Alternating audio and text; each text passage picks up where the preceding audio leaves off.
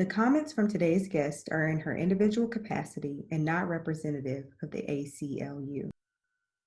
Today's episode of Melanated Conversations, we amplify the voice of Leah Watson. Leah Watson is a staff attorney with the ACLU's Racial Justice Program, where she focuses on the criminalization of poverty. Previously, she was Senior Counsel in the Criminal Justice Project at the Lawyers Committee for Civil Rights under Law, where she led litigation challenging debtors, prisons, and excessive fines and fees practices in Arkansas and Oklahoma. Leah earned her JD from Harvard Law School in 2011. Prior to law school, she taught high school in Atlanta, Georgia through Teach for America, and she earned her BA Magna Cum Laude in Communication Studies and Sociology from Vanderbilt University in 2006. Ladies and gentlemen, grab your pencil and paper because you're going to want to take notes, and be sure to turn the volume up because this is a conversation you don't want to miss. Welcome to Melanated Conversations, our narrative from our perspective. Here on the podcast, we are amplifying the voices of Black women and sharing their powerful stories of transformation. I'm Tyrion. And I'm Yana. Let's start the show.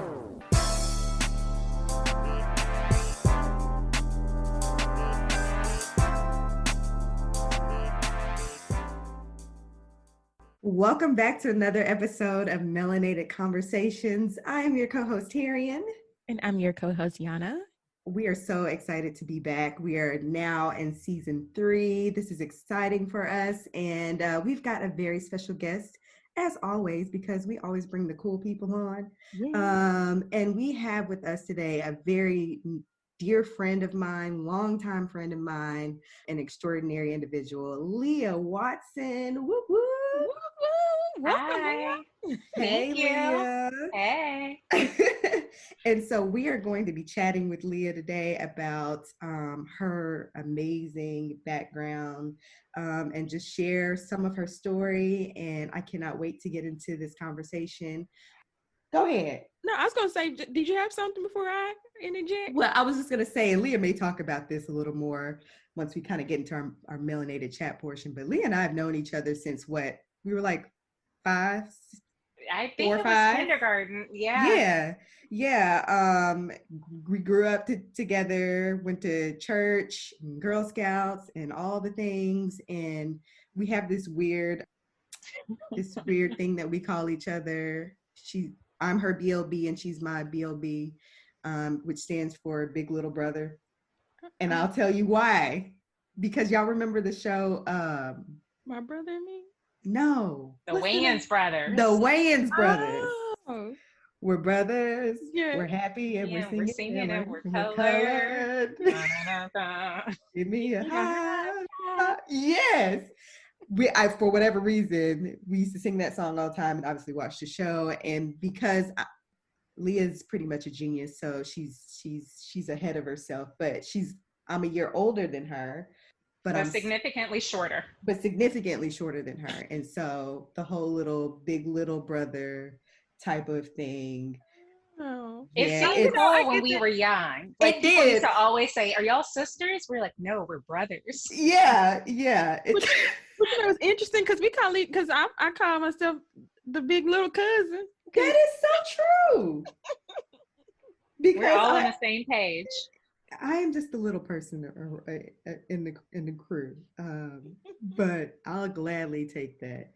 But anyway, so yeah, Leah and I have known each other forever and very close with her family and vice versa. And we've experienced so many things together, traveled and camping and pageants and graduations and all sorts of things. So anyway, we'll talk about all that later. We'll let Leah share some more about her story. But before we get into that though, I'm sorry, I'm just ready to chat into, because this is something I've been wanting. I've been waiting so long to have this conversation, to chat with Leah. Before we talk to Leah and about her story, because she has a very significant story to share, I want to put on my I'm coming to you as literally Yana right now. And I want to talk about, take us back to the wedding debacle in Circle 2009. I am so glad you asked about this. I want to give our listeners a little context, and I'm going to give you your opportunity to speak your piece on the matter because we want to clear the air. So if y'all, just a little backstory. Terrian's wedding was in 2009, August of 2009, and we all were a part of her wedding. We were all part of the wedding party. And some course of events. This was a very adventurous day. And there was an incident that occurred that, we left a bridesmaid behind. And that bridesmaid that we left behind is on the line, Ms. Leah Watson herself. So we want her to share her story and her experience so we can get her full side of the story. And Terrian, I want you to listen closely. I'm all ears. You think somebody loves you and they don't. And that's a takeaway. That's okay. All right. Tyrion I'm sorry. had 9 bridesmaids. 9, y'all. 9 bridesmaids. We were all getting ready the morning of the wedding. Everyone was bustling around. Tyrion, it was like you said, it's 2009. So it was a whole different wedding trend then. Like we all had to have the same dress, shoes. We had to have our hair the same way. And Not me. That's because you had just cut yours. But everybody else had to wear their hair one way. And so we're all getting ready, doing our thing. And for the first time, possibly ever in my life, I was early because I didn't want to hold up the train. I was ready to go. Tyrion's husband, Dre, surprised her with this really nice limo the morning of the wedding. And so we were all ready to go. Me, Leah Watson, who is never early, was early. I get my stuff together. I go down to the limo, put my stuff in the limo, my purse, all that stuff. And then no one is down there. So I was like, well, okay, I'll go to the bathroom. I go to the bathroom. I didn't go back upstairs to the suite. I was going to the bathroom on the first floor of the hotel. And it was taking a real long time. And, normally if someone takes a long time in the bathroom before you really don't want to go in after. But it was a handicapped accessible bathroom. And so the person who came out was a person in a wheelchair. So that made sense why it took so long or whatever. So I go to the restroom, come out. The limo is gone. There is no sight of Tyrion, any of the other 8 girls wearing my dress, or anyone else that I know. And so I walk up to the hotel manager and I was like, have you seen anybody wearing this? And he was like, oh, they're gone. And I didn't have a cell phone. My cell phone was in the car, was in the limo. No one clearly thought about me to even check on me and see that I was missing in this hustle and bustle. And that you could only call local numbers. So my mom, I grew up in Little Rock. My family moved in 2002. So she has a phone number with a different area code, and they wouldn't let me dial long distance. And so I couldn't get in touch with my family to transport me from the hotel to the church. Thankfully, I called a friend whose number I happened to remember, and she came and got me. Eventually, by that time, Tyrion's dad came looking for me because they had finally missed me. But it's my understanding y'all were halfway to the church and hadn't even thought about me. So now when people ask me to be a bridesmaid, I ask how many.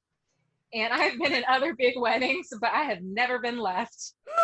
So thank you. We appreciate you for sharing that. And I want to open it up to Tyrion now for her to share her side of my rebuttal. Yeah, what is your rebuttal, Tyrion? Because we're calling a thing today. You left a friend. You left a friend. Well. Let's be clear. Let's be clear. That particular day, I was the bride. I was the person that was getting married. I was not in charge of any of the flow of how things were going. This is where you stand. This is where you march. This is when you cut the cake. This is where you throw the garter, like throw the bouquet. Those are the things. I'm giving instructions on how to do things, okay? Now, yes, did I have a number of bridesmaids? Yeah, I had a lot. It was a lot of y'all. It was a gang. It was a whole gang of you ladies. However, I didn't drive the limo. I didn't set the time for everybody to be downstairs. You didn't miss your friend either. Oh, no. So here's what happened, Leah. We are in the limo. I didn't do a head count. Because like I said, I wasn't in charge. It was some other people that was in charge of gathering everybody, I think. But we are all getting in the limo because it is a lot of y'all, and y'all all have the same dress and the same hairstyle, except for Yana. We are on 6:30, and we're in the limo and realize like 1, 2, 3, something missing. Man, this number is a little small. And in Tyrian's offense, because she was going through some of the most on her wedding day. Like, it was a whole issue with her makeup, and she was stressed about that. And so, we were trying to calm her down. She was like, "Where's Leah? How did we forget Leah? Oh my God, we were supposed to be." And we're trying to calm down, and we're like what, halfway on 6:30. I thought he had turned or tried to turn the limo around. I was gonna ask, did we come back and get you? No. So we didn't. I don't know why I thought we did. So we didn't come back and get you. No. Listen, I think the discussion was whether to come and get you. Maybe we found out that you were already on your way. Or did your dad end up calling and say like, "Hey, I got her"? And okay. I think that your dad called because I called my friend to come and get me. And I want to say at some point your dad called the hotel. So while I was waiting on her to come by, he called and I said that I think I wrote with her. So I think I said like it was fine, but I had no way of getting in contact. And even my family didn't know because my phone was in the car. Yeah. And I think I remember like everybody everything was like in the trunk of the limo. So yeah. Can we all agree that we can laugh about this story now? I'm not laughing. Oh, really? That was an interesting. Clearly, there's still some healing. I'm telling you. No, I get it. It was a lot going on that day, and I was just like, Terry, we got to talk about this because I know Leah. We never really got to hear her side of the story and how. Yeah. Because I don't remember all the events. I can't remember like what ended up happening, but thankfully the wedding ended up being beautiful. It was beautiful. And Tyrion was a beautiful bride. Yes. Thank you, friend. Thank you. And y'all were beautiful bridesmaids. Every single one of y'all were. Yeah, thank you. A great time. But I'm not gonna hold you after your wedding. Because me and Cordell got married right like literally a month after y'all. Yeah. And we have been toying with the idea of actually planning a wedding. And I told him, I was like, no, we can just let's just go to the courthouse. God, no, it's too much. Entirely too much. It's too much. Well, no, thanks for sharing that with us, Leah. Yes. And again, we're sorry. We're sorry. Yeah, I'm sorry. This is my public apology to Leah. I apologize that we forgot about you, that we left you, that we marginalized you, that we othered you in that bathroom and in that lobby at that hotel on August 8th, 2009. I am sincerely sorry that we left you. I'm glad we found you, though. I'm glad you found me, too. And I accept your apology as I did then. But this is something that we will be discussing until we die. And I'm here for it. I am always up for the discussion. Always. But just a special takeaway for our special friends, our listeners of the show. Check on your girls. No, this is why we go together in groups. Yes. Yes, exactly. Check on your bridesmaids. No bridesmaids left behind. No bridesmaid left behind. Whenever the world reopens and we start having adventures again together, just make sure we stay together. Double up. Double up. Double up. Let this be another reason you don't go into a bathroom when it takes too long for someone to come out. Right. Right. Well, I think we're going to go into our melanated chat portion of the show. And yeah, and so I think Yana's going to take the first So part. I just want you to expound a little bit more. Just tell us a little about you. What are your roots? How did you grow up? Roots. That is a deep question. Mm-hmm. Well, hi everyone. I'm Leah Watson. I would say my roots are in Arkansas. I grew up in Arkansas. Both of my parents are from Arkansas, and they both have very large families based there. And so I would say my roots geographically are in Arkansas. With regard to how I grew up, I grew up with my sister, my parents. I would say our roots were based on faith in God, education. I would also say that good humored teasing that you may have seen so far goes deep into my roots. And then I would just kind of describe myself as someone who is a sister, a daughter, a Black woman, an advocate. All of those are part of, I guess, who I've become. Awesome. And I don't know, I know you kind of touched on it a little bit, Terry, and how that, y'all known each other since the age of 5, since kindergarten. How did y'all meet and, become friends? Yeah, we went to the same church, Mount Pleasant Baptist Church on Ringo Street in Little Rock.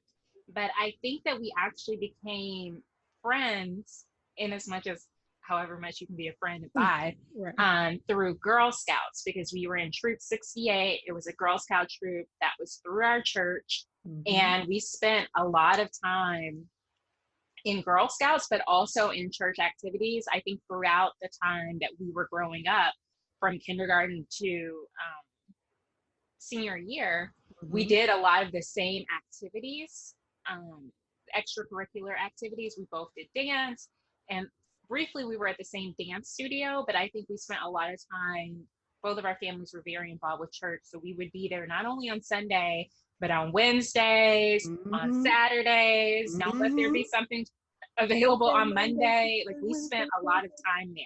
So it was kind of it was like a bedrock of my experience growing up. And it was really influential on my culture as I grew up, because I went to predominantly white schools that I felt at the time just kind of excluded, or, as you said, othered often. Mm-hmm. And so church was someplace, dance, my very brief stint in softball, we're all like, every other aspect of my life was dealing with Black people, and it just balanced out being so much more. So I really looked to those experiences, and then Terry and I became friends. One of my earliest memories of us was camping.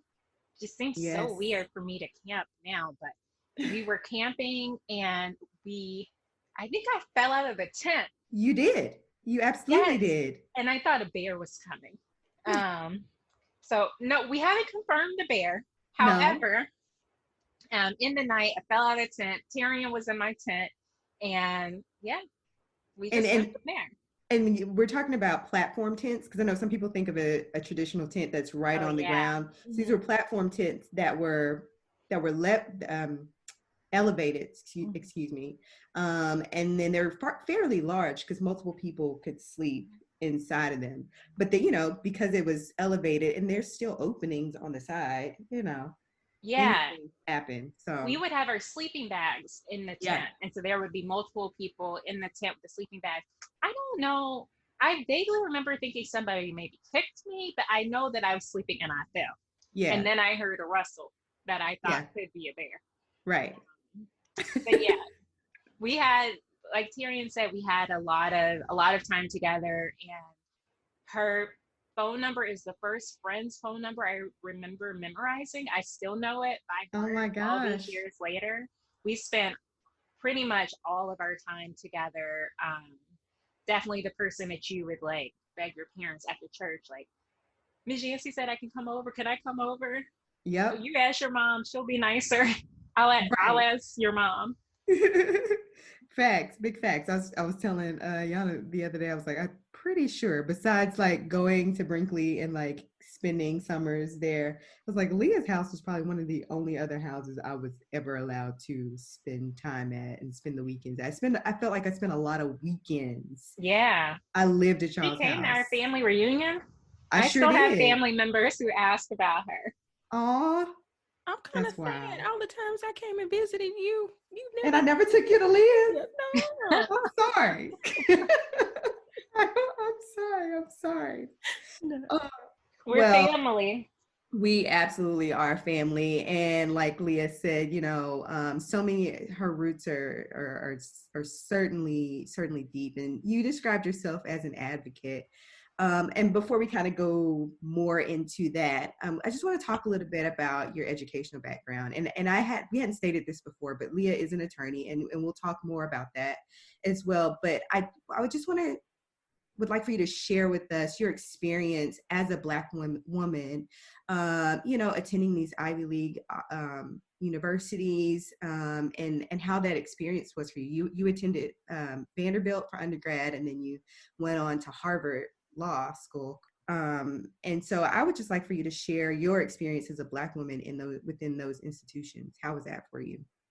Yeah, so you nailed it correctly. I went to Vanderbilt undergrad. I majored in communication studies and sociology, and then I went to Harvard for law school. I had a really positive experience at both institutions. I love Vandy very deeply, and I really had an amazing experience at Harvard as well. I think from a transactional standpoint, they serve their purpose, right? I went to learn, I went to meet people and network. I was able to get a jobs after I graduated, and then to just leverage those connections in various ways. So I felt prepared for the tasks that were coming. On a different standpoint, though, I think there is something to be said about attending predominantly white institutions and what that feels like as a Black woman. And I think a lot of times that can feel maybe isolated in certain respects. I had to get used to being the only Black person in the room. And I think which is something that I feel very comfortable with now in my professional life, that comfort is just kind of honed over years of being the only Black person, sometimes being expected to speak for Black people. Like, how do Black people feel about this, as if there's only one opinion. But I think also it's just to see day in and day out how people assume that you don't belong. And that might be with seemingly innocuous questions like, oh, what sport do you play? And I am the least sporty person ever. Like, I don't like balls or running or jumping. So that's not going to be my area. But yeah, so I think people just assume that you don't belong, and it comes out so many different ways. It might be that question.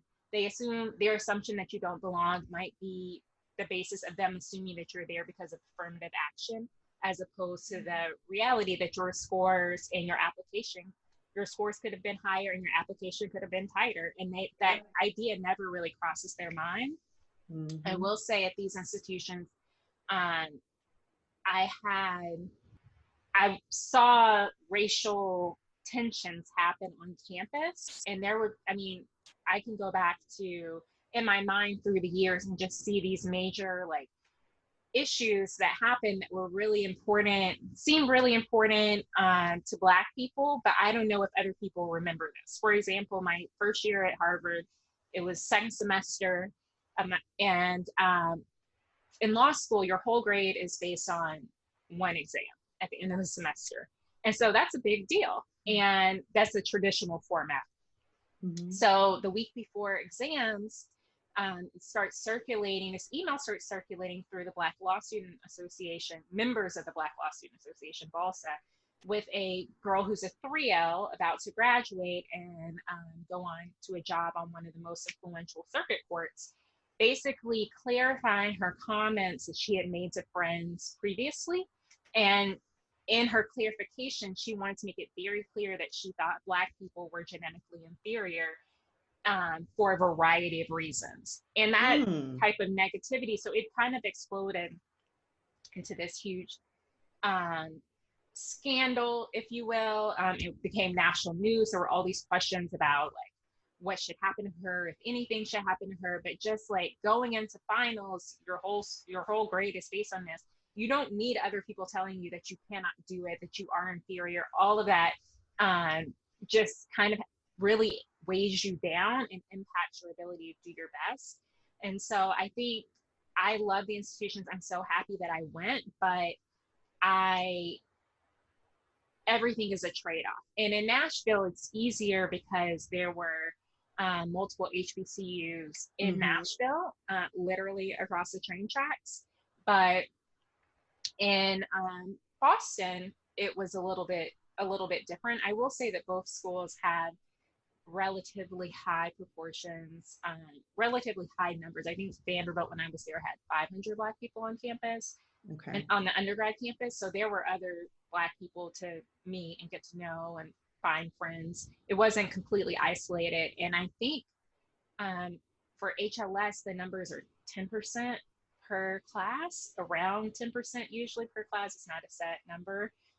So there were other people around. It was fortunate, but the ways that people can kind of interact with you, you see and you feel that they don't think you belong. And that weighs on you. Wow. Right. Wow. What influenced your path, your decision to pursue the area of law, particularly because you serve as more in the area of racial and criminal justice. So can you share a little bit about that? Sure. So after I graduated from Vanderbilt, I did Teach for America. Teach for America is a 2-year commitment to serving as a full-time teacher in underperforming schools. The mission statement is one day all children will have the opportunity to attain an excellent education. It still gives me chills. So I did TFA. I taught high school in Atlanta. While I was teaching, I saw that so many things that were keeping my kids from learning happened before they even got to school. Like before you walk into the door of the school, maybe you have been dealing with things at home that prevent you from learning. Now we know, like, from the ways that kids' brains aren't fully neurologically developed, they can't learn unless certain needs are met. And so if you don't have housing, I would have students who didn't have housing that try to ride the MARTA train as long as it ran and then come to school. If you don't have housing, you can't learn about the 6 themes of the Renaissance. If you don't have the health care that you need, students who were pregnant, malnourished because they didn't have access to healthy food, in and out of the hospital, not understanding how their bodies worked, not receiving the quality of care that they needed, they can't come to my classroom and learn then. And even with the criminal justice system, I had a lot of kids being looped in and out of the criminal justice system and their families too.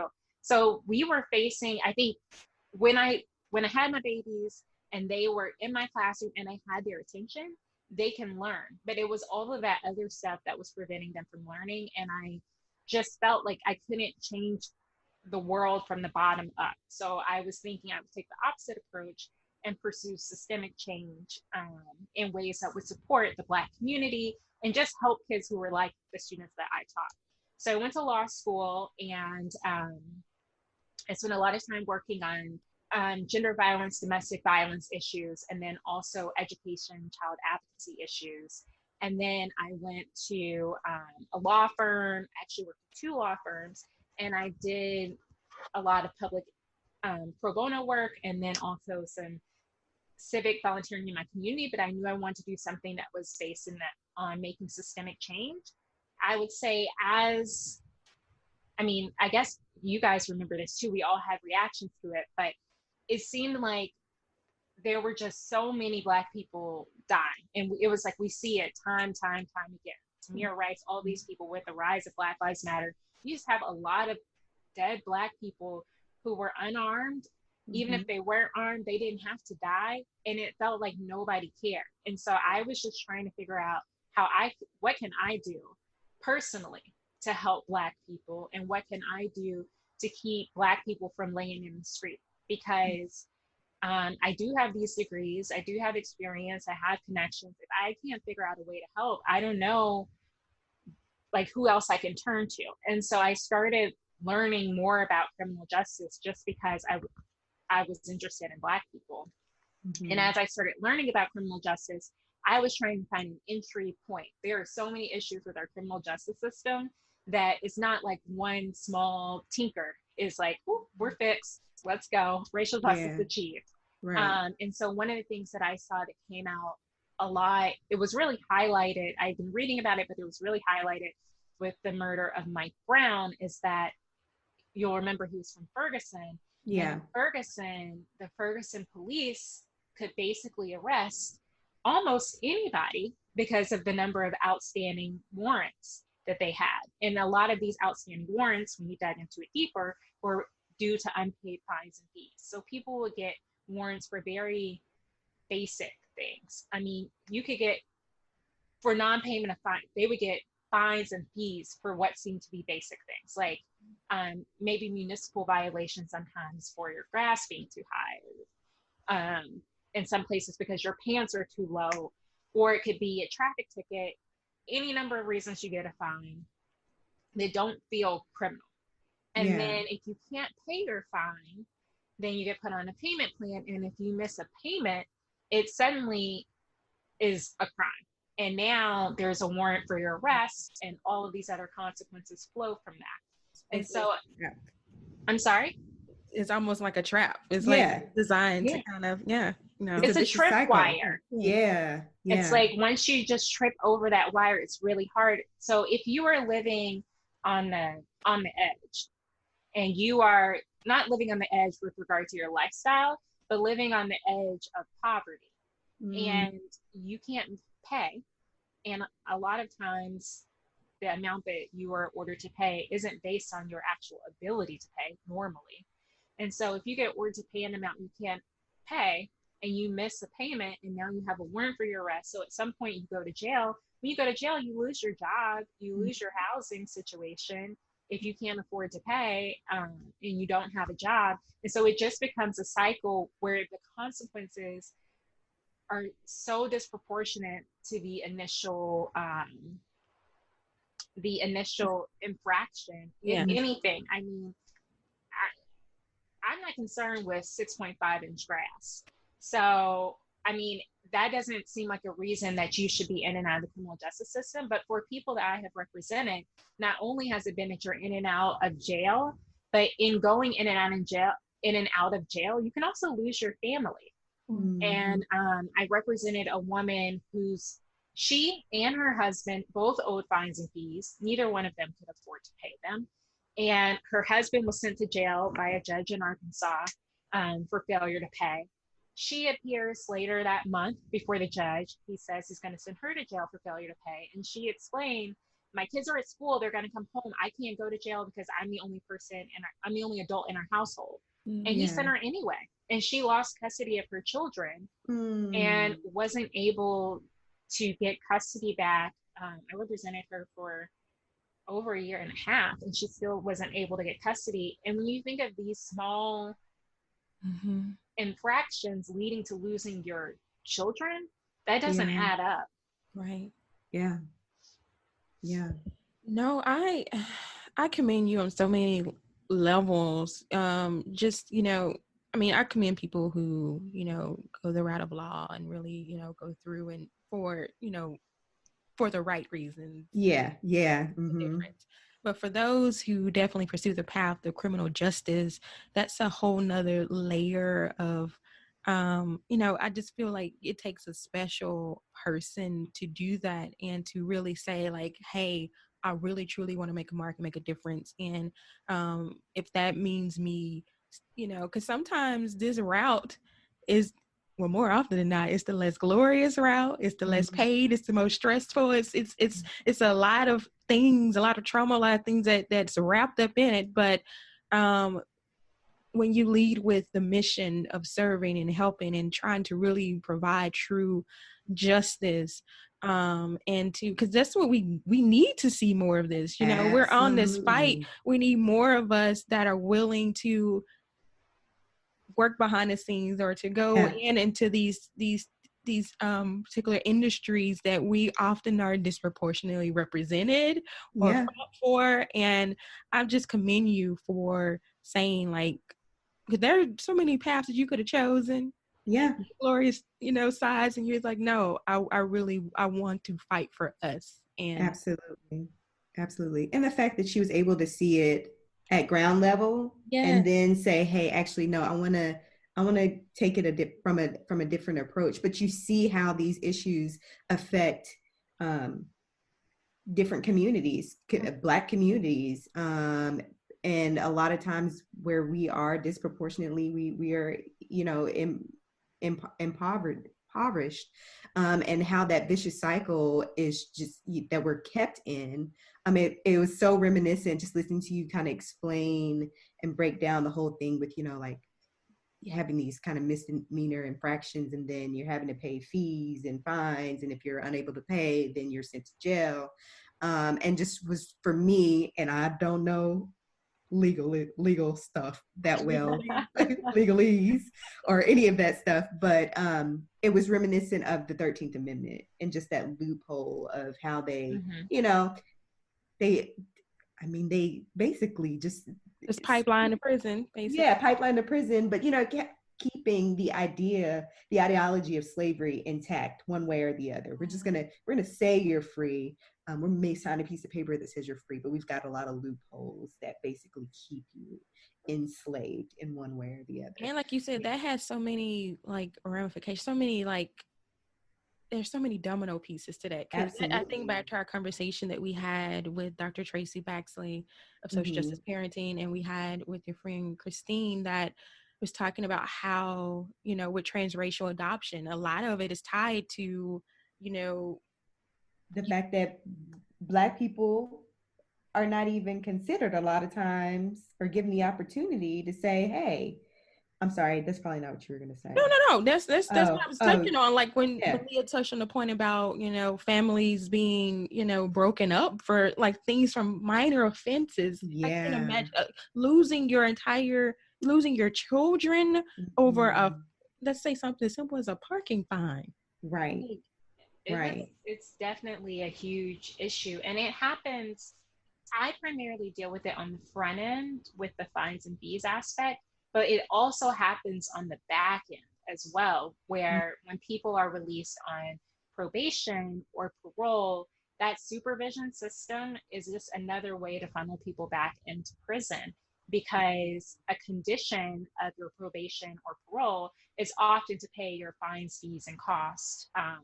And everything that the judge orders you, if you go before the judge and the judge orders you to a period of probation where you have to pay off your fines and fees, you have to go to be tested for drugs every month, and you have to go to a drunk driving class. You have to pay for every aspect of that. Oh, wow. And even when you have to, let's say the judge orders you to community service, in most places you have to pay for community service as well. So everything costs something. And if you can't afford to pay, because payment is a condition of your supervision, your probation can be revoked. Your parole can be revoked. That's a huge issue in Arkansas, where technical violations of probation and parole are a large driver of the incarceration crisis. And so it could be that you've done something that we don't see as criminal, maybe like your grass is too high, or you ran a stop sign. We see a lot of seatbelt enforcement when police just need something to ticket on.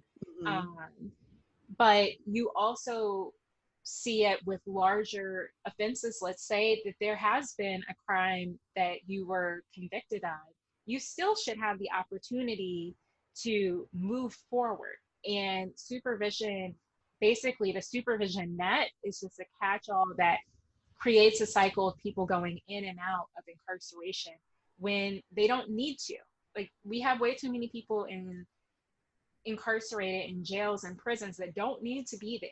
Yeah, it's an open question of who actually needs to be in a cage. But putting that aside, assuming that there are some people who need to be in a cage, it's still not these, when we think about criminals, we think about something that looks completely different from these technical violations. Right. And that whole aspect of the problem is just very pronounced for people in low income communities and people of color who just keep getting caught in the cycle.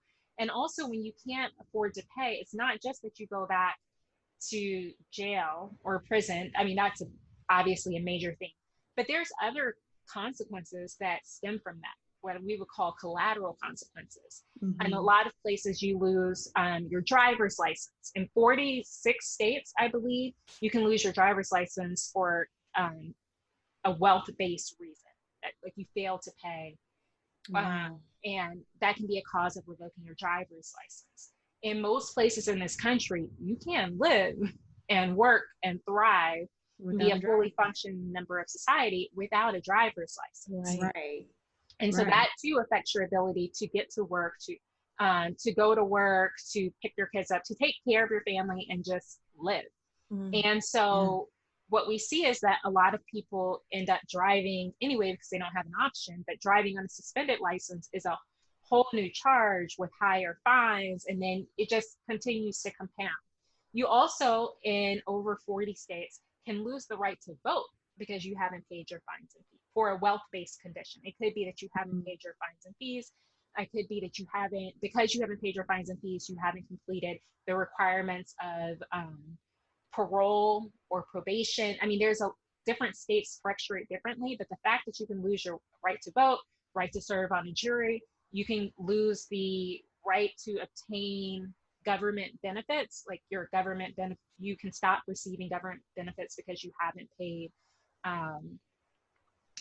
your outstanding court debt. All of these things just affect your ability to live. And for people who are already marginalized and just trying to make it, any one event, any one of these things can push them over into homelessness, into just push them back into that cycle of poverty. And I met with people on the ground and see them and talk to them. And it's like, just when I got back on my feet, something happened. Maybe someone got sick. Maybe you got sick.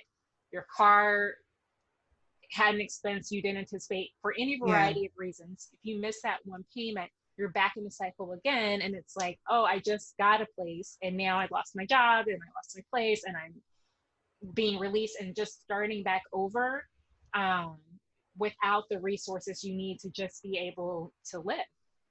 Yeah. Wow. Listen, thank you for breaking this down for us. Yeah.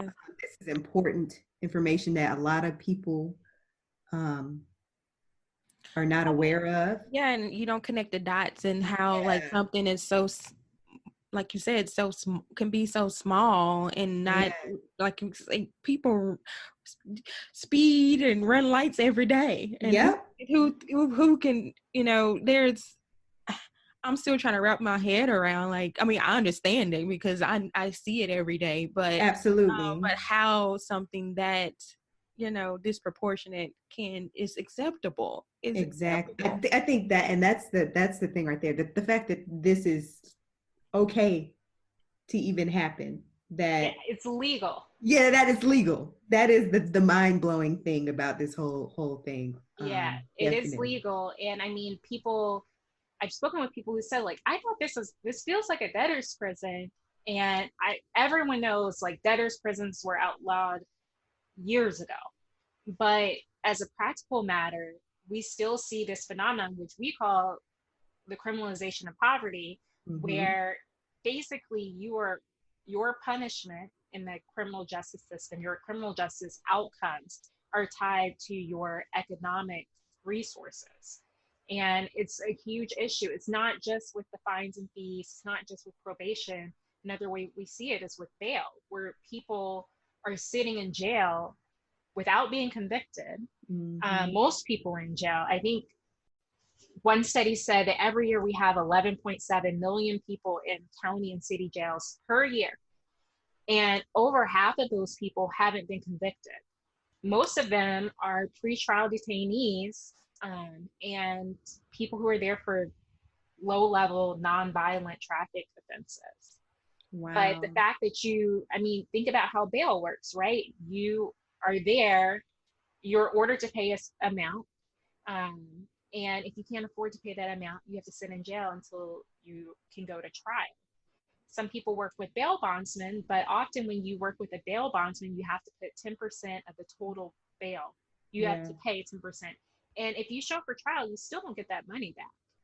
And so it really, just the average American only has $400 in savings. So anything that exceeds $400 for the average person in this country, they're not going to be able to pay it. They don't have it.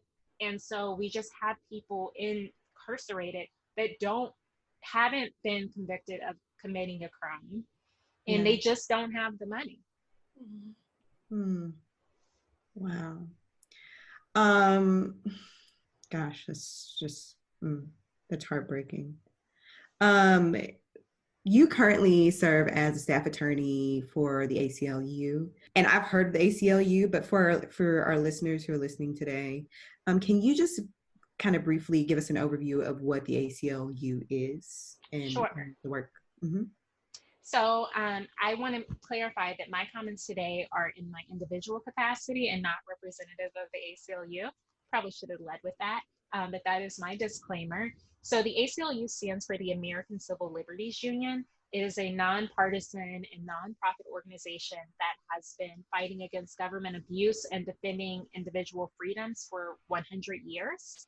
A lot of the work that the ACLU is known for has to do with the freedom of speech, freedom of religion, the right to choose, the woman's right to choose, the rights to due process, rights to privacy. But the organization itself, we pride ourselves on defending liberties that we feel like the government is trying to take away often. I am a member of the Racial Justice Program at the ACLU, and the Racial Justice Program is in pursuit of racial justice in a variety of ways. We deal with race and criminal justice, race and economic justice, race and inequality in education, race and affirmative action, and then also race and American Indian rights. In the past, we've also dealt with healthcare, and we're also litigating some ways that race overlaps with the right to vote, like I was mentioning earlier, about wealth-based conditions on voting.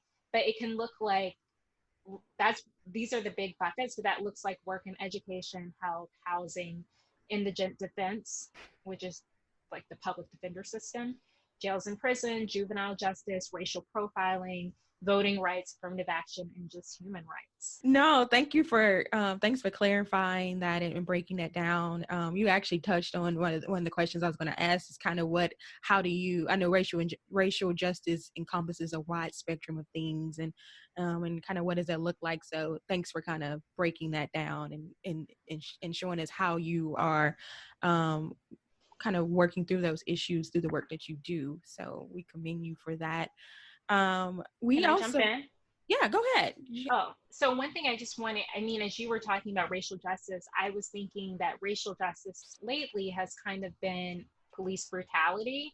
Mm-hmm. And I just wanted to clarify from the list of things that we are working on, that there's just every institution has a racial justice opportunity, if you will, mainly because we know that our country was built on racist ideologies, and it was designed to function in a way that doesn't allow Black and brown people to live with the freedoms and opportunities as white people. And so just thinking about racial justice, it involves like laws and police brutality, but it's also in the minutia of life, the policies, practices, attitudes, actions, anything that denies equity in power, access, opportunities, treatments, impacts outcomes between whites and Black and brown people. All of that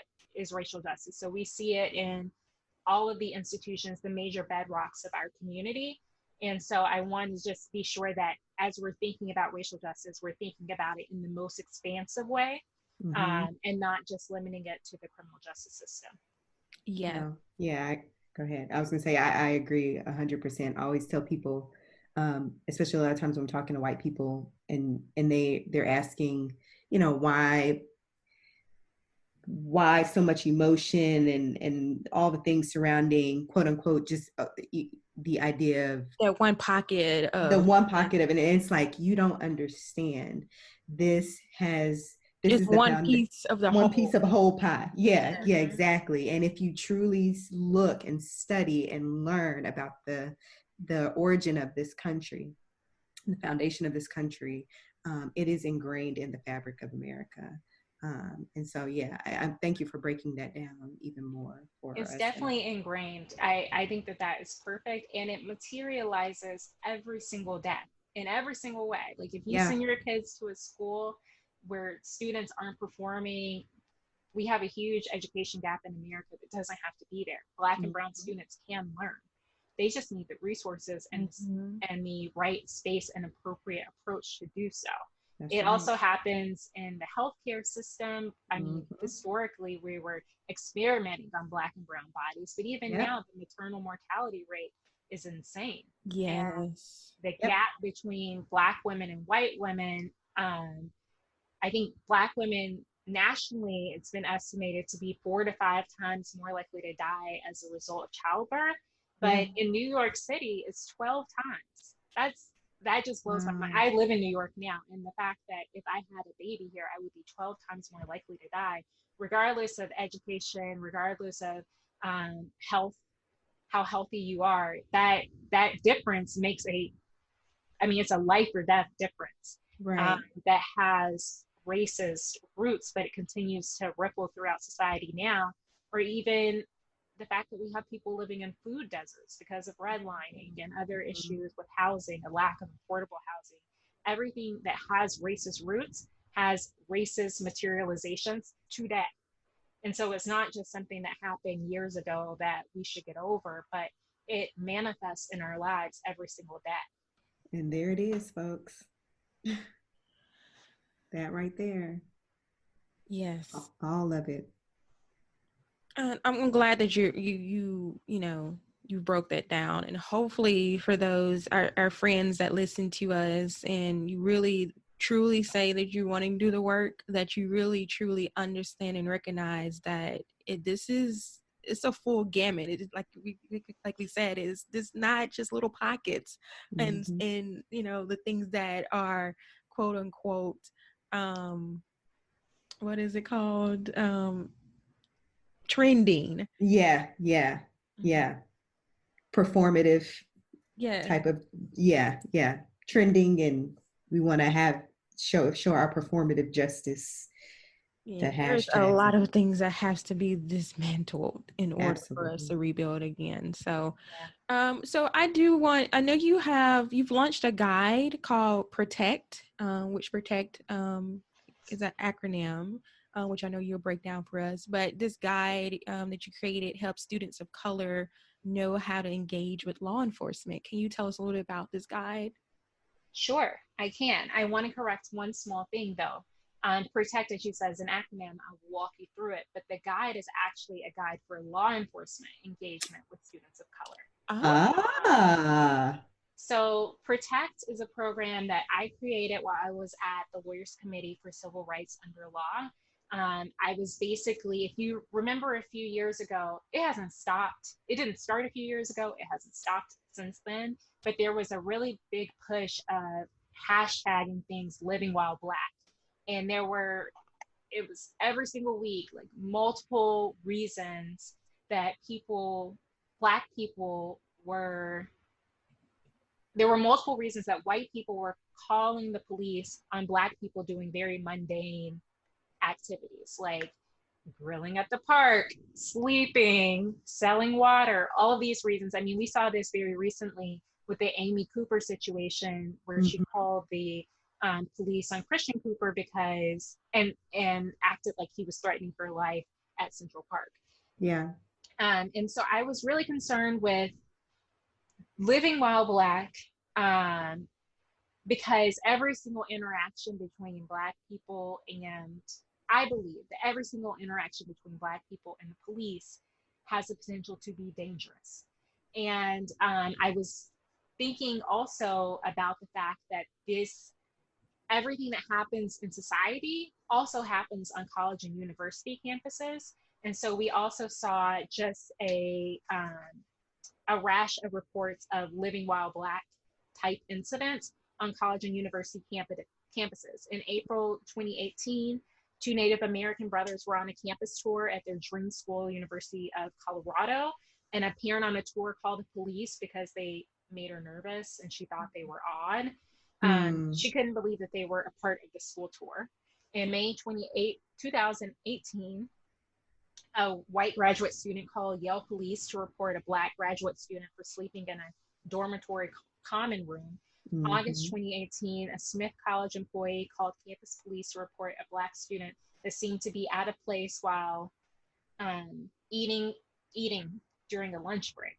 And so I developed P.R.O.T.E.C.T because on one hand, we have a lot of living while Black incidents. So we know that the odds of a Black person being reported to the police for something mundane are higher than they would be for a white student. We know that interactions with between students and police can be dangerous, and also campus police, because we had a student in September 2017, a student leader at Georgia Tech having a mental health crisis was fatally shot by campus police. April 2018, a Harvard student who was having a mental health crisis had a violent encounter with local police. So we have a combination. We know that there's a heightened risk that Black students that the police will be called to interact with Black students. We know those interactions can be dangerous. And it seemed like a good way to make a difference would just be to start on college and university campuses, because they already have a heightened responsibility for safety. When I was in college, you could call a police officer, bandy police officer, and he will walk you home. He or she, they will send someone to walk you home. There were like blue lights all over campus. You could push, they would come. I mean, campus police are already doing a little bit more than regular police. So it's just an opportunity to explore how these police interact with students of color. So P.R.O.T.E.C.T basically is an acronym, and I will go through the different recommendations and then explain how we implemented it. So the P stands for partner with community. This is basically focusing on community policing strategies to make sure the community is involved with creating public safety. Includes things like advisory groups comprised of students and faculty on programs and policies, and thinking about ways that the police can interact safely with students in non-confrontational ways. The R stands for review of use of force policies. This really has a focus on de-escalation and accountability. The idea of P.R.O.T.E.C.T is that we would compile the best practices for policing, and then the students could work with their individual campuses to determine how to implement these on campus. So these are big categories that have more information about where the pivot points are, and then the idea was that students would be able to figure out what's going to be best for them. So we have partner with community, review of use of force. O is for open reporting, which requires the campus police to provide data on use of force incidents and detentions, disaggregated by race, ethnicity, sex, disability, English as a second language status, school versus non-school contact, just all types of demographics. T stands for training on implicit bias and cultural diversity. This training is really important, but it cannot, right now there's a lot of discussion about divestment in police, and a lot of the training ultimately involves more investment into police, but it really should be transferring resources that are currently allocated to police to show that this is something that's a priority. The E stands for eliminating profiling.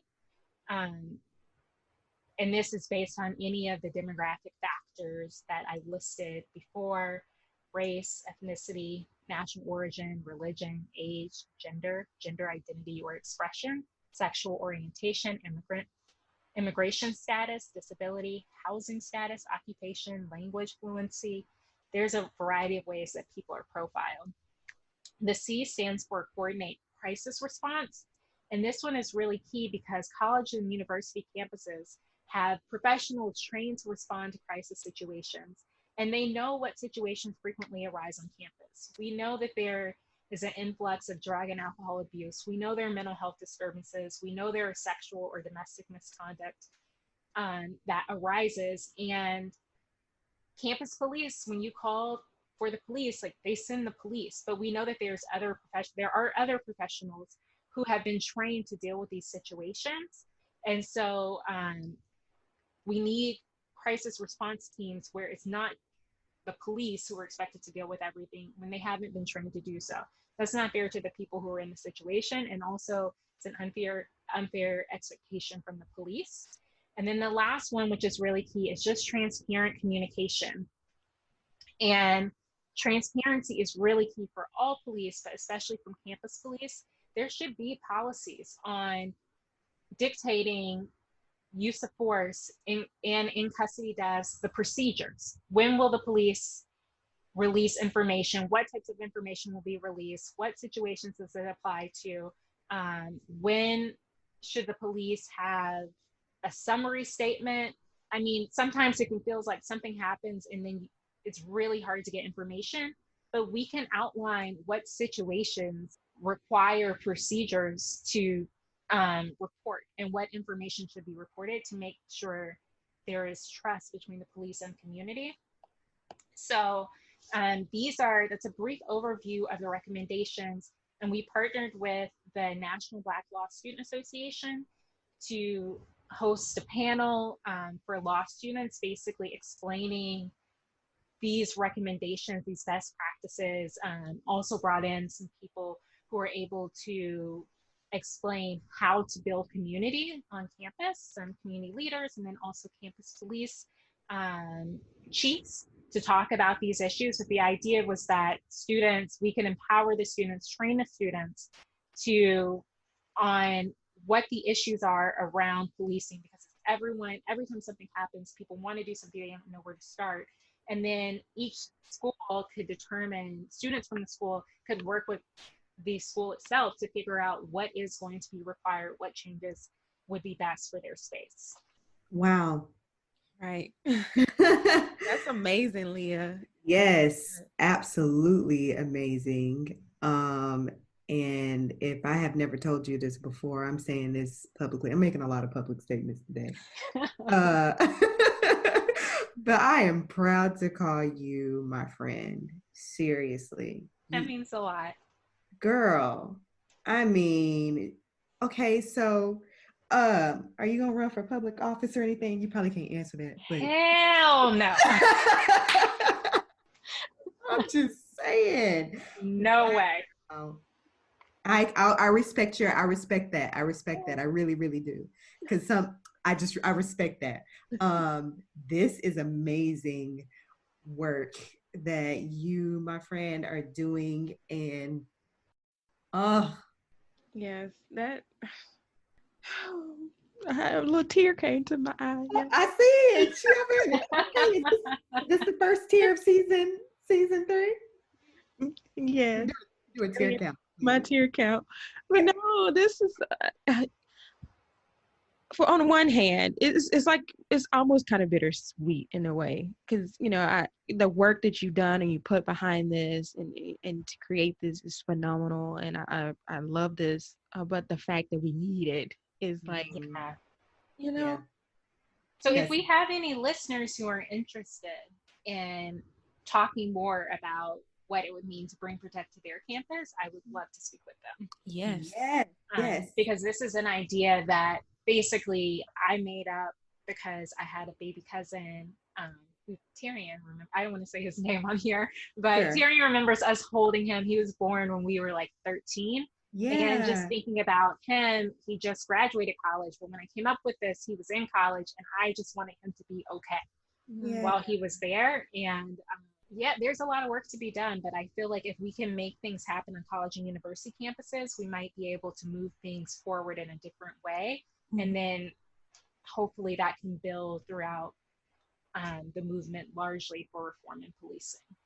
Absolutely. Yeah, absolutely. And speaking of just, moving a needle and how we can do our parts, and and calling the, putting out that call to action. From your vantage point, what are some tangible ways that we as the average American citizen, Black, white, brown, whatever, can help push the line of progress forward? And then my follow-up question to that is just, do you feel hopeful, just kind of in the state that we're in right now? Do you see any signs of hope anywhere? Yeah, those are great questions. So I'll take them in the order you gave them. With regard to what we can do to move things forward and pursue racial justice, I do think that there's a lot of things that each of us can do. The first I would start with is just internal reflection about our own experiences, how we have felt and experienced racial inequality, or how we may have perpetuated it or participated in the perpetuation of racial inequality. So first is just reflecting, like, what does this look like in my life? How have I seen it? Or how have I been a part of, and or how have I been a part of it? But identifying it for ourselves is key. And I think education is so important. Educating yourself. Black history, we have a lot of people, everyone now is all woke and we talk about being woke. But the reality is we have had to, African-American history is still kind of a small subset that's almost separate from American history in the ways that it's taught in school. Yeah. There's a lot to learn about race and how we reached this point and how it has influenced the institutions that we were talking about previously. In each, if you dig into any institution of American life, you will see how race has permeated and racist ideologies have shaped it. And so I think part of it is just understanding how to talk about history and race. It's also understanding how to talk about race generally, because people don't want to talk about race. They might be offended if you mention race, and it's like something we all see, we all react to, we're all living in a system structured around it, but nobody wants to talk about it. So part of it is just like learning how to speak about race and then having those uncomfortable conversations. In the wake of the murder of George Floyd and all of the protests, I have been having more uncomfortable conversations with people who ask how I'm doing, or they reach out and they say, like, I'm supportive, I don't know what to do or whatever. But I feel like part of it is like, on one hand, it's having those uncomfortable conversations. On the other hand, it's recognizing you just personally need to pull back, because self-care, as a Black person, self-care is a form of protest. Come on. And so we have to take care of ourselves because it's heavy and it weighs on us. And I think other things you can do are donating to organizations that are pursuing racial justice. There's a lot of organizations. Doing amazing work.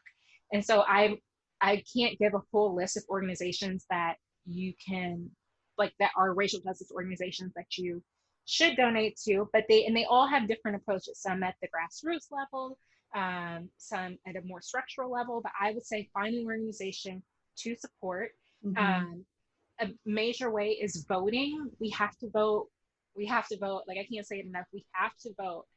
And we also have to vote beyond the presidential election. I was about to say, yes. Because the key positions that are making a difference, some of the key positions that are making a difference in our everyday lives are at the local and state level. Your DA, who is going to determine if this police officer is charged, is a local position. That's right. And so you have to vote and be involved with, it's like not only voting, but holding people accountable. Have you called to Kentucky? Because Breonna Taylor's killers are still out there and we know who they are. So call, email, all of these things, just being engaged. We can't make anyone indict her killers. We can't even make them fired at this point. But I mean, that involvement is key, and there's no change is given to us. It's all that we have demanded. And so I think just staying involved with voting and with social and with civic involvement is important. And then I would also say, you know, I recommend attending protests. You can attend protests if you want to attend protests. I find it to be very cathartic in a lot of ways to see that other people are experiencing my same reality.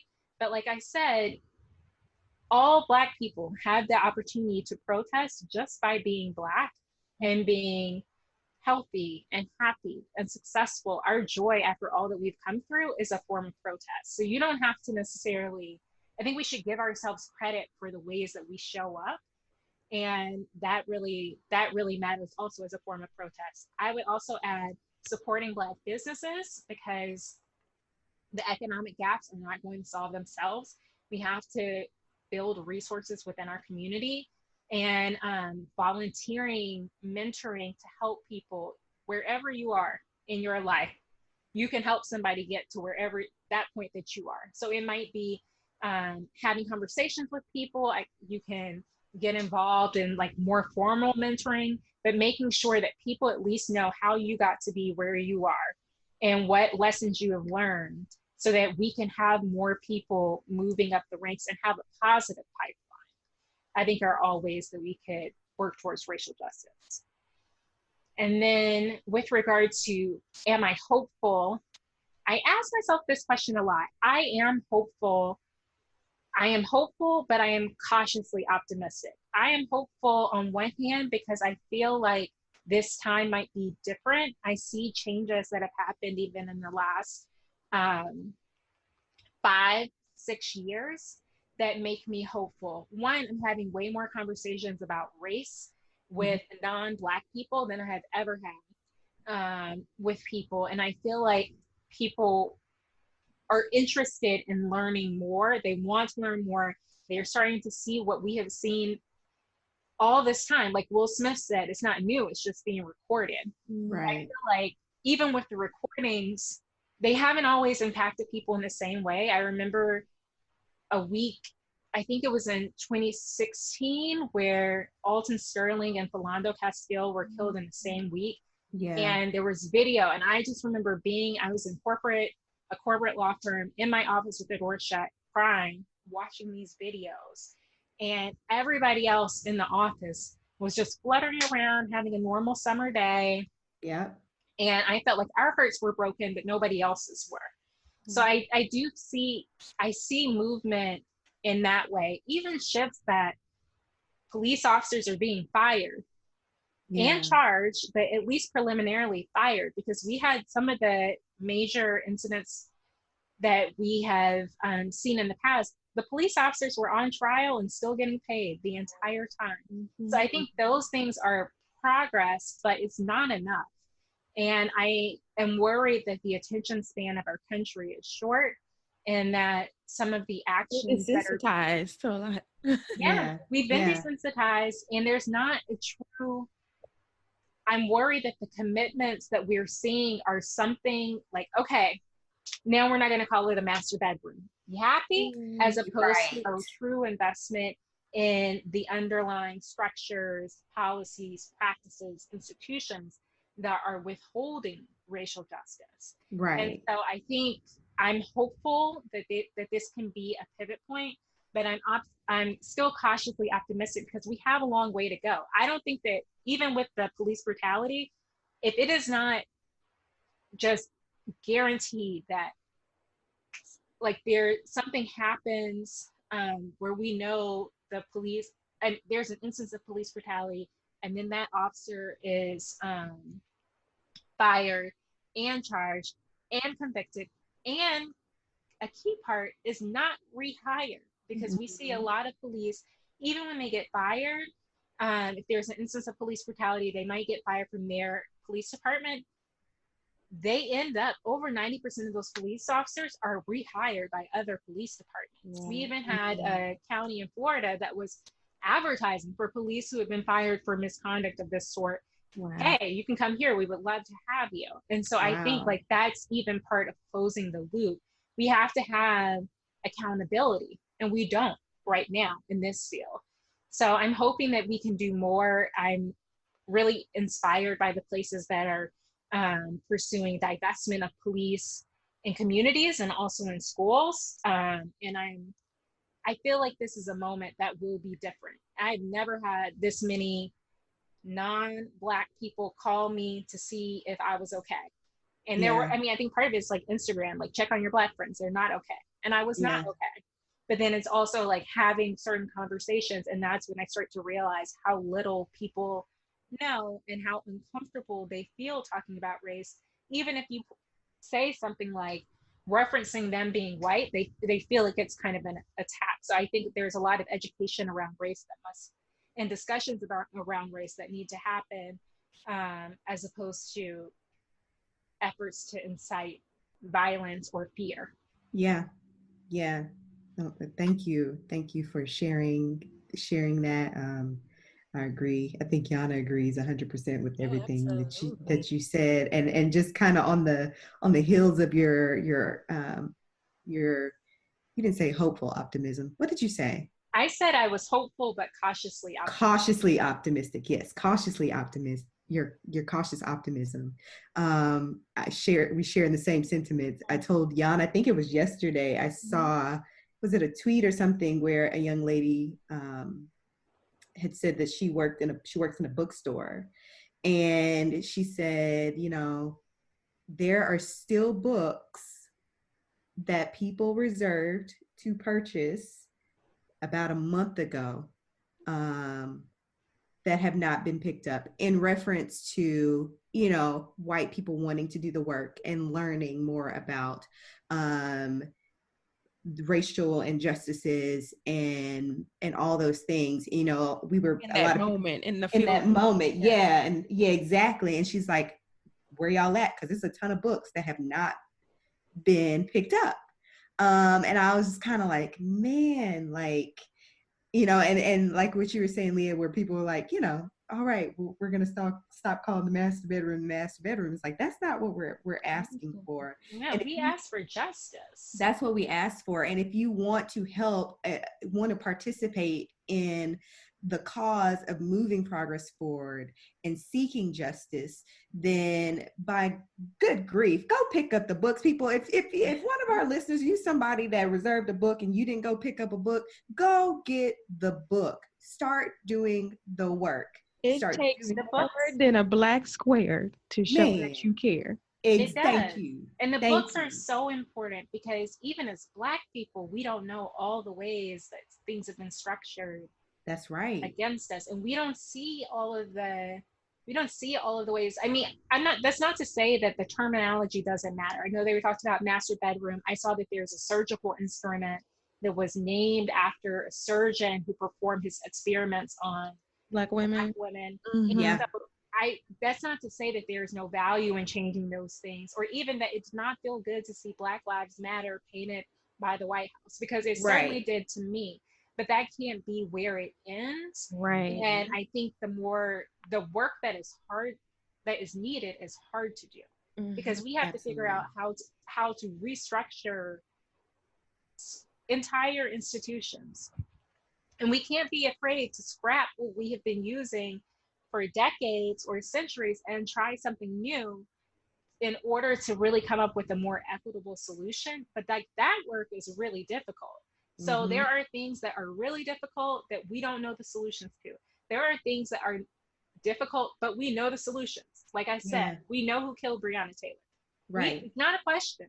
And we know the gaps in the story as well, from if there was a warrant, who the warrant was from, the reasons for the warrant, all of those things. So I think that we have to be willing to step up and do the hard tasks. But I think for a lot of people, Black, brown, white, everyone, I hope, I might be naive, but for a large subset of people, I hope that if they see the ways that the system was set up inequitably, they would see why it's not just slavery happened over 400 years ago. Yeah. Yes. Thank you for that. And just to highlight that point again for our listeners, if we didn't drive that message in, please listen in and just understand it really takes you doing the hard work. This is not easy. Yes, the conversations you may have with your friends, your Black friends, they may be angry and they have a right to be angry, but that doesn't mean that because you're in an uncomfortable space where you feel like you're you can't handle it. This white fragility makes you not want to move forward in the fight. We're not standing for that. If you really want to do the work, you have to be willing to do the hard work. Hard work. Absolutely. And I would add, we also have to have conversations around Black fragility as well, because we have a whole disproportionate reaction to Black men getting killed, but how are we showing up for Black women? Come on, and talk how are we about showing it. up for our Black transgendered people? Talk and if about Black it. trans lives don't matter, our Black lives don't matter. Talk so if you about don't it. feel as upset, as moved, as involved, I'm not surprised that we don't have I don't think that it is surprising that we are still asking for Breonna Taylor's murderers to be charged. She's a Black woman. And I even remember going back to one of your earlier questions, Tyrion, one thing I learned at Vanderbilt, I was taking a criminology course, and they went through the rates by which cases were solved by race and gender. And it was very clear to me. I just remember seeing how low the rates were for violence against Black women and realizing looking at my paper, that my life didn't matter.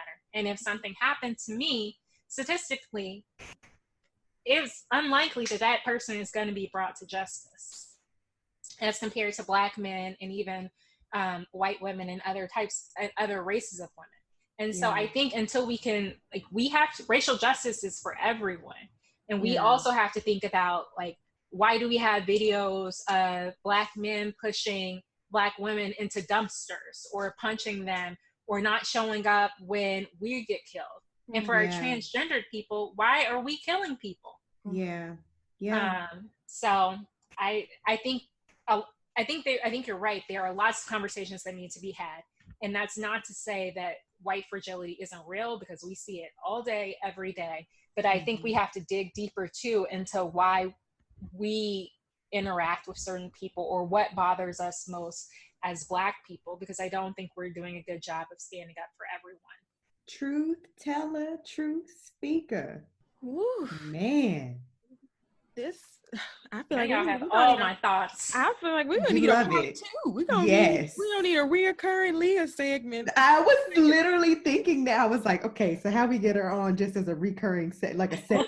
What's our monthly action this month? What do we need to do? What are we doing? No, but seriously, thank you so much, Leah. Even for Terry and I, you've opened our minds and unlocked so many things for us, because we know that we have work we need to do as well. Absolutely. So, thank you. I'm working too. I mean, I think we all just have to stay works in progress. Right. Absolutely. Oh, okay. So as we prepare to close and wrap, we do have a few kind of closing questions to kind of wrap our discussion. First question is more around, we're still in 2020, and we know 2020 has kind of taken us along on a little journey. 2020 is a cuss word.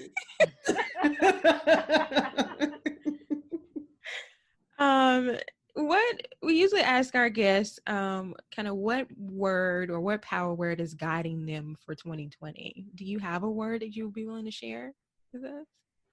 Overflow. I just feel like I have things that I'm working towards, but my word for 2020, going into 2020, so I do all the woo-woo stuff. I'm gonna write my journal, my goals. I did a self-evaluation of where I was on my goals halfway through the year, all of that stuff. I said, you are me. And I love that. I think it matters too. And then even I went back through some old journals to see what I was talking about then and how that fits in. But I would say I am seeking overflow, and I have to try to caution myself against writing off 2020 because it has been rough. So I'm just looking for other ways all the ways that I can bring overflow of positive things into my life. That's good. I like that. I take back my statement about 2020 being a cuss word. That's a whole I affirmation. mean, it's still a cuss word, but I feel like we just have to make the best of what it is. Yeah. But every time they come with something else, like when they came with those murder hornets, I didn't have time for that. Then they're talking about the bubonic plague. Girl, you got to go. The locust and the earth shifting. How many plagues are we in right now? It's only supposed to be what, 10? How many? We gotta at least cut them in half. We got like 5 left, maybe. We are doing the most, but I'm still hopeful. And I will say that by reviewing my journal, I saw that I had my goals. I feel like everything has kind of been on hold in 2020, but I did meet half of the things I said I was going to do. So even in the midst of pandemics, like we are making progress. We're just sitting at home all the time and not seeing it. Things we or you should be sitting at home. Right. I was going to say, but the sitting at home has actually, by us sitting, some things have been moving, have allowed things to move. I feel like, you know, when you were kids and your mom had to like tell you to sit down somewhere. Yeah. Get in this house, sit down. And I feel like that's how we've been moved together. It's to all be to sat down somewhere. Sit down. Yeah. So the work. I think you're right, because it's like our attention span. Even things like Tiger King, when everybody was all on Tiger King, there is, I think, a uniformity of experience. I will also flag, though, sitting down is a privilege. And through this, something that I learned is only 20% of Black people can work from home. Yeah. 1 in 5 Black people are able to work from home. So we are definitely on the front lines, either in the medical sense, but just on the front lines that our work is considered essential and not compensated as such. And so it's that too. I never thought that sitting home is a privilege, but it really is, especially when it's dangerous outside. Yeah, you're absolutely right. The other thing I was thinking about when you were talking about how when your parents used to be like, sit down somewhere, but being at Granny's house and it would storm outside and they sit down, be quiet, let the Lord do his work. It's like you gotta let this storm pass, and it's chaotic outside. It's a lot of stuff going on outside. Let the Lord do his work. Things and the storm passes. The storm passes, and we can. Think about those, even breaking that down, and I don't want to get too woo-woo, but even think about that, you know, what do we do when Grandma used to tell us that? You turn off the TV. Yeah. You get quiet with your thoughts. You pray. Right. That's right. The same thing can be applied now. You turn off these TVs. You get quiet with your thoughts. You pray. You write down your goals. You work through yourself through this process, through this period. Absolutely. And I'll add to that too, when you're talking about a storm, while yes, sometimes storms can be violent and sometimes they can cause destruction, but usually what else comes with storm is rain, and rain produces it's water, it's new life. Yes. It comes from that. So come through. I got all my snaps. Yes. So yes to overflow in 2020. Okay. My next question for you, Leah, is what is next for you? I know you've dominated your goals so far this year. Half of them. I said I was working. Well, you working. What do you have going on? What else can we look forward or look for from you? Well, I am new to the ACLU. I actually moved to New York the week of the pandemic. I moved on Monday. It was declared a pandemic on Wednesday, and everything shut down by Friday. Wow. So I am looking forward to exploring new opportunities while I'm at the ACLU. I'm looking forward to deepening my understanding and my contribution to racial justice work. I'm looking forward to, living in a city that is open at some point. And just continuing on my journey with trying to find out other ways, trying to identify and amplify other ways of showing up for Black people. Amen. Yes. That's what we stand for here. So we love it. We love to see it. Okay, well, final question, just more so for how can our listeners get connected or stay connected with you, with the work that you're doing and supporting you in all of those efforts? And hold on, Leah, before you answer that, I just want to say this one little tidbit too. I'm sorry, and I'm gonna let you finish. I just want to say that greatness runs in Leah's family. If some of you guys remember from what is season 2? I think season 2, when we used to do our melanated mini segment. I just wanted to plug this real quick. Oh, yeah. Leah, my sweetheart. Yes, we actually featured Leah's niece, Eden Watson, who happens to be a magnificent author who wrote the book Dance Is, and we featured her as one of our melanated minis. So, the apple don't fall far from the tree. That's all I'm saying. That's all I want to say. How can our listeners connect with you, Leah? Well, I want to plug for my sweetheart that Dance is an amazing book and has beautiful illustrations. It's available on Amazon. So I recommend Dances highly by my sweet niece and my sister. Yes, Aaron. Yes, Aaron. Yes, I would love to continue this discussion. I am on LinkedIn. My name is Leah Watson. You can find me searching ACLU. I'm also on Twitter, Leah Watson ESQ for Leah Watson Esquire. And I would love to keep in contact and to continue this conversation. Yes. Do you have like is there a way that we could have access, or we would just need to contact you? And when I say we, I mean the listeners, to contact you to get more information on Protect. Is there like a PDF or something? I do have a PDF. And okay. So I will send that to you. Okay.